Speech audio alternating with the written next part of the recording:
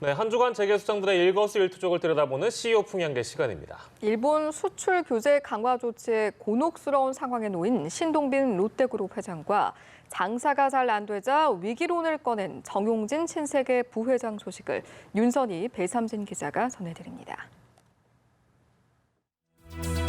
일본 제품 불매 운동에 일본 패션 브랜드 유니클로가 기름을 붓자 유니클로 창업주 야나이 다다시 회장이 나섰습니다. 유니클로 일본 본사 패스트 리테일링의 최고 재무 책임자가 지난 11일 결산 설명회에서 한국 불매 운동 영향이 장기간 이어지지 않을 것이라고 언급한 것이 발단이었습니다. 이를 두고 불매 운동을 평가절하했다는 비판이 쏟아지자 유니클로가 사과 입장문을 냈지만 여론은 더 나빠졌습니다. 결국 죄송하다는 사과문을 다시 냈는데요. 창업주인 야나이 다다시 회장이 사과 등 적극적인 대응을 주문한 것으로 알려졌습니다. 얼마나 진정성 있는 사과인지 속내는 알 수 없지만 불매운동이 심상치 않다고 느낀 것은 확실해 보입니다. 야나이 회장은 부친에게서 물려받은 신사복 매장을 유니클로로 바꿔 세계 3대 제조 유통 일관형인 SPA 브랜드로 키웠습니다. 국내에도 이랜드 스파오, 삼성물산 에이스세컨즈, 신성통상, 탑10 등 SPA 브랜드가 많죠.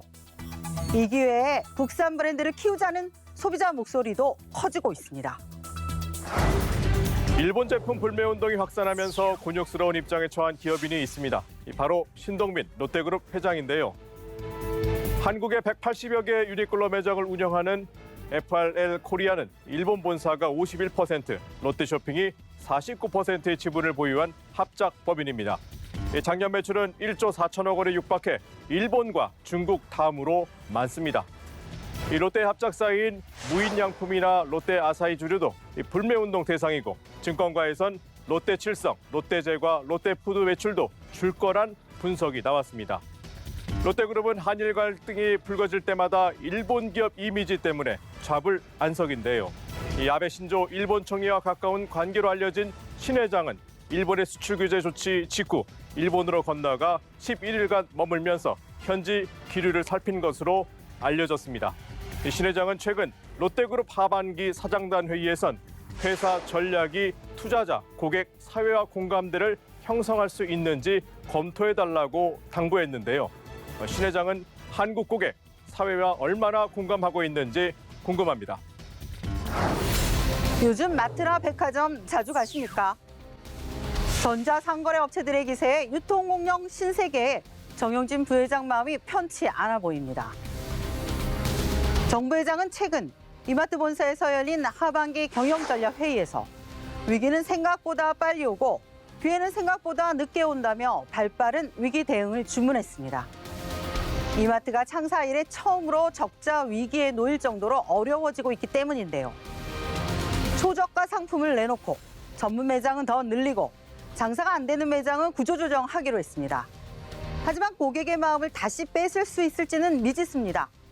직접 매장을 찾지 않아도 클릭만으로 세계 곳곳의 제품을 싸게 구매할 수 있는 시대가 된 지 오래입니다.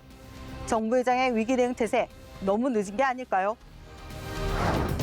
전문 경영인 건호갑 현대중공업지주 부회장이 그룹 관계사 임원 가족들에게 감사의 편지를 보내 눈길을 끌었습니다. 권 부회장은 중복인 지난 20일 임원 300여 명의 집으로 삼계탕을 보내면서 급여 반납 등 고통 분담에 동참해줘 고맙다는 편지도 넣었습니다. 하지만 국내 조선업이 지난 10여 년간 구조조정에도 손실을 벗어나지 못했는데 파업 등 노동 현안들이 더 힘들게 한다고도 했는데 이에 대해 생존을 위해 불가피한 선택이라고 하더라도 수년간 임직원의 희생만 강요하는 게 아니냐는 지적도 제기됐습니다.